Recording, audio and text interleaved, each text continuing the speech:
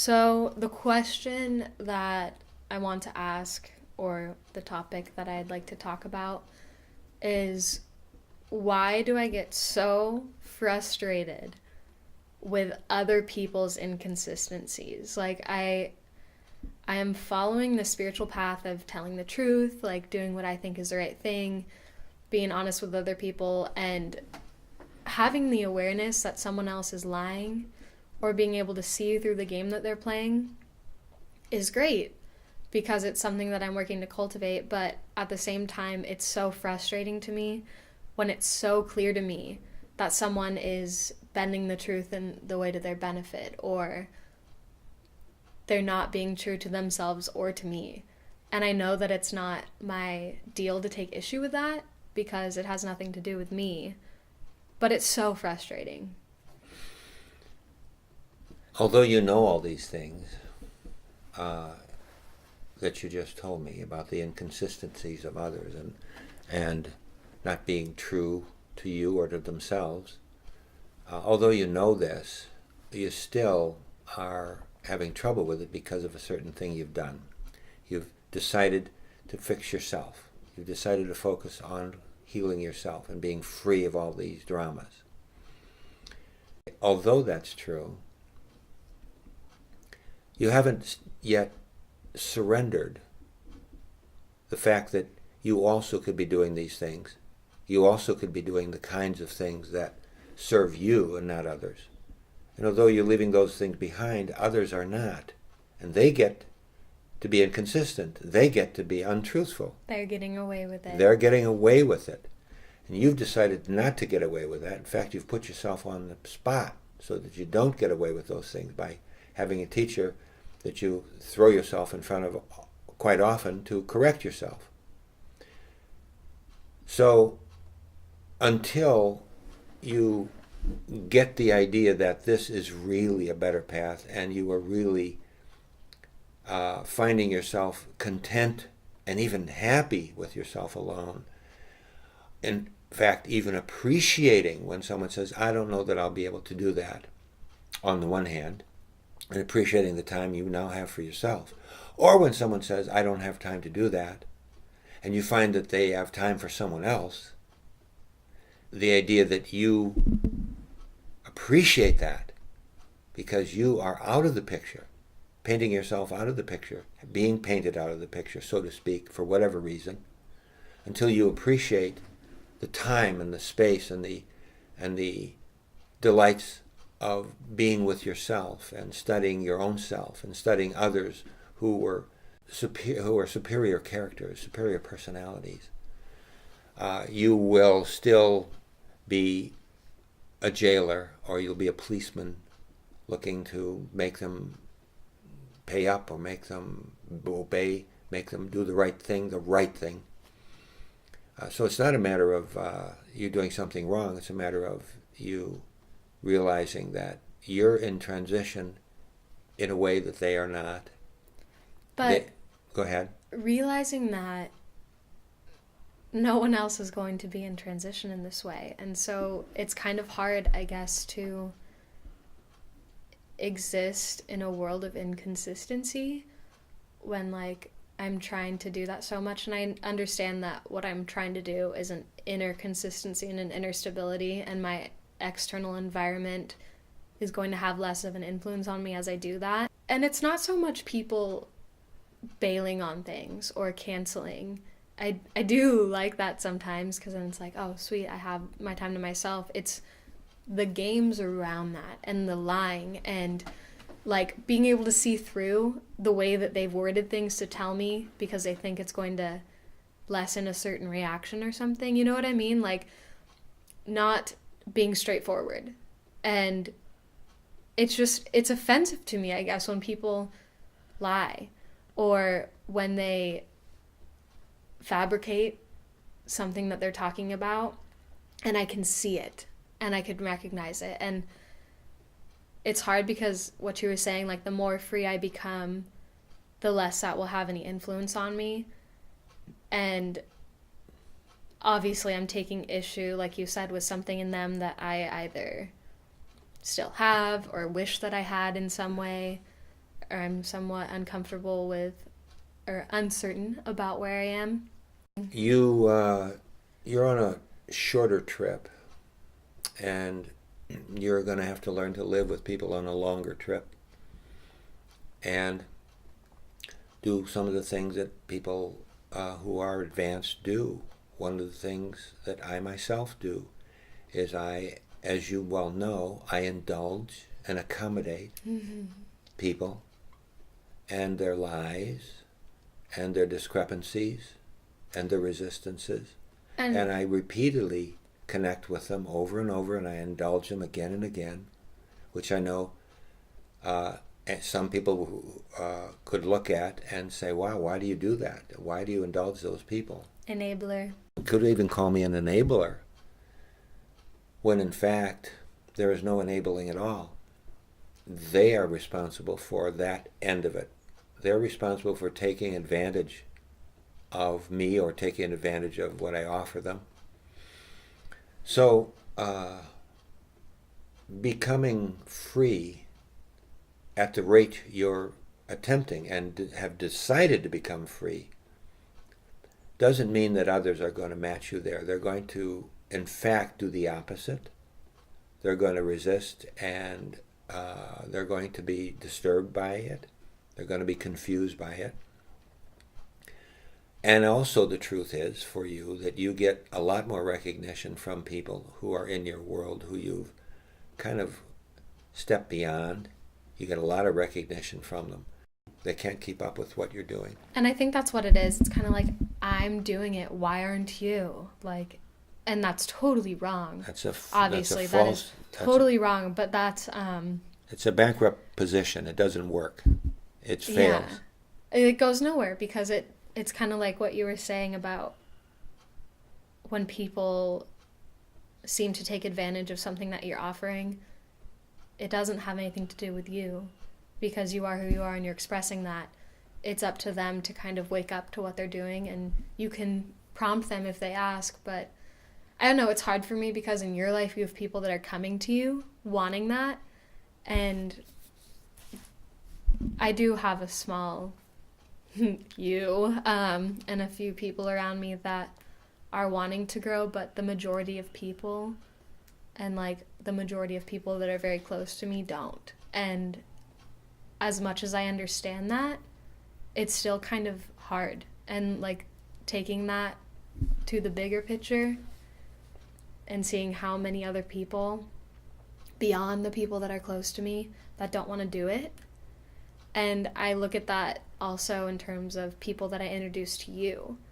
And I think like, oh, wow, this is great. They're really going to learn from it. And then when they either take advantage of it or don't take advantage of it in the way that I feel like they should be opening themselves up, it's personally offensive. And that's obviously not free if I'm being offended by what they're doing or not doing. And I understand that it's just a process, and the more that I realize about myself and the more comfortable I am with myself and what I'm doing, it'll be much easier to understand. It's just the whole seeing what they're doing and like, I see what you're doing. Why are you doing that? But I don't have the position or anything to ask them why they're doing that or to be reactive in any way to it. And so it's, I guess, a lesson then? Is it just something that I, like, how do I deal with that? You see it for what it is. You define it as a lesson to get yourself free from that drama. And define it as a lesson and see that they deserve the option to make the mistakes, number one. They deserve the option to go at whatever speed they think is right for them. I dealt with a woman today whose speed is too fast for her husband, and there's difficulty in the family because she wants more of this than he does. She will need to look at him like you need to look at your friends in a different way and cut them slack with this. They get to lie. I do not. You do not. They get to be passive-aggressive. You do not. if you are passive aggressive, then you get to be passive aggressive and you correct it. And it's my problem. And it's your problem. But if they are passive aggressive, or they are duplicitous, or they are unclear, or they violate a timeline, that is not just their right. For you as a seeker, it's even more important that you see that as an opportunity as soon as they violate.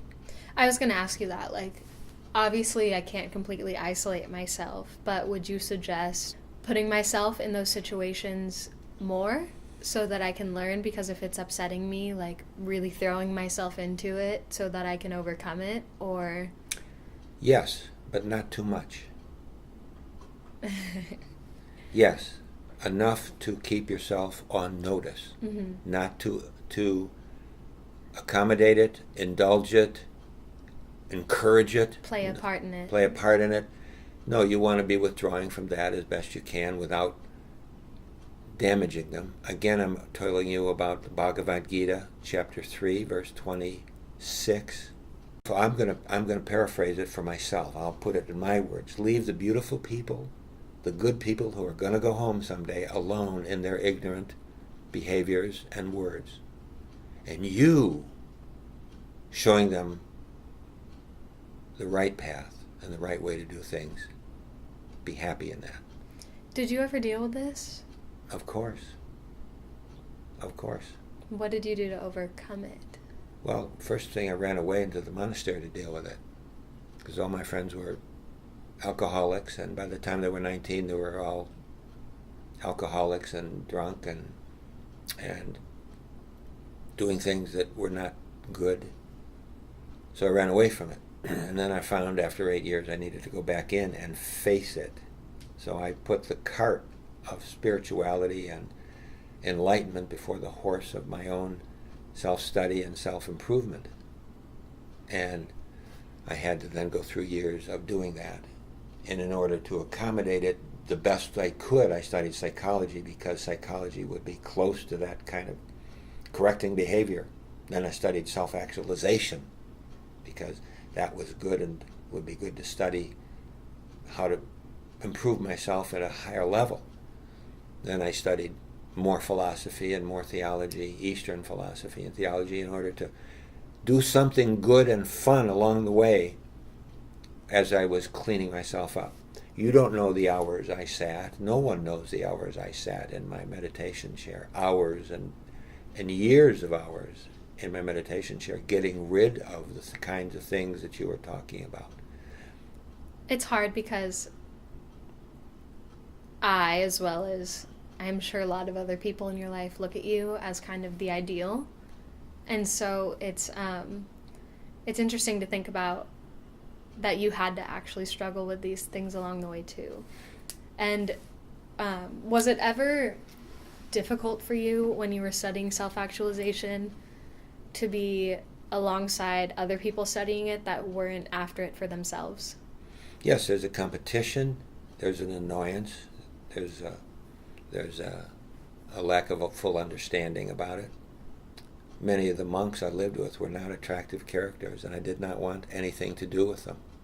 But they were people on the same path I was on, attempting to do the kinds of things that I wanted to do, wanting to gain the kinds of insights I wanted to gain. But they weren't attractive people. There was no one I would relate to. I didn't go into a monastery to make friends with those people. But there they were, and I lived with them, and they were my brothers, and I studied alongside of them. But more importantly, I put myself in a position to burn when I was jealous, when I was threatened, when I was annoyed. I put myself in a position to burn and let it all burn out in my meditation chair. So you would sit there and face it and really think about it and feel that undesirable feeling. Feel that which belonged to me. And then what? It just went away when you dealt with it that way? No, it didn't just go away. It gradually went away. It gradually transformed into, it doesn't matter, my position here, my status here my actualized personality here, my spiritual delight here is what I live in, not in what they did.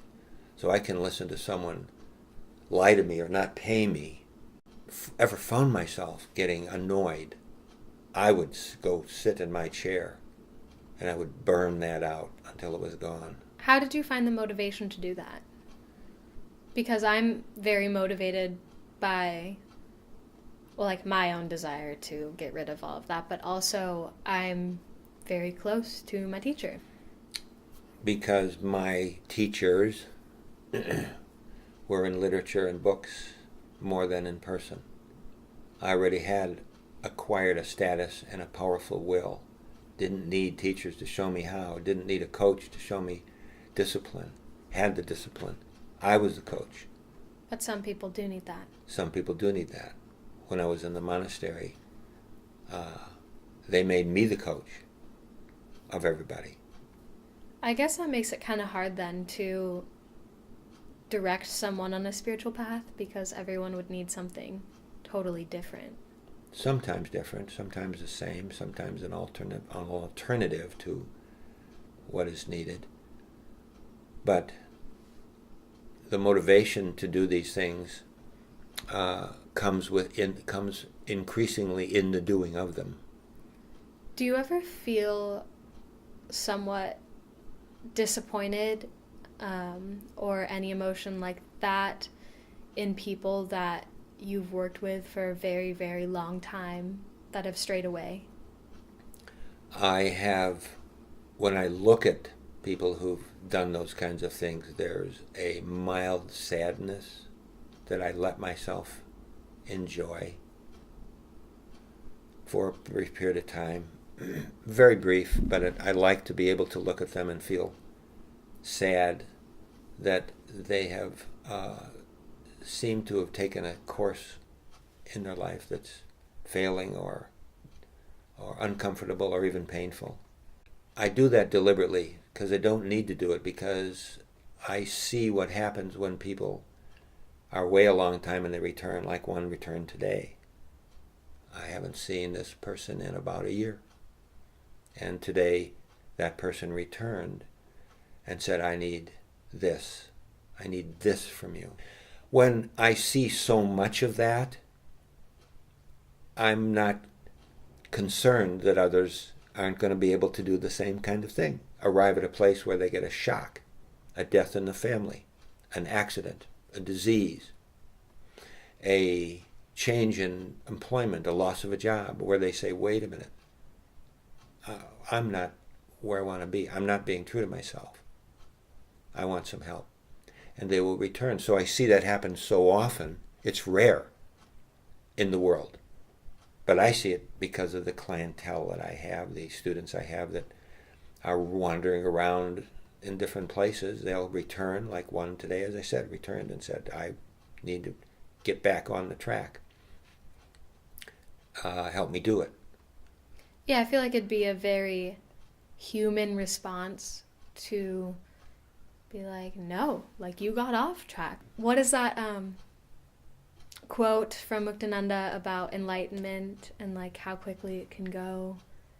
I don't remember the quote, but he said that you can lose your enlightenment. You can lose it. Just because you got it doesn't mean that you can't leave again. Just because you entered the palace doesn't mean that you can't walk out into the jungle again.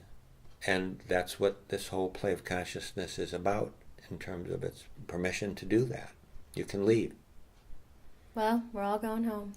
We're all going home.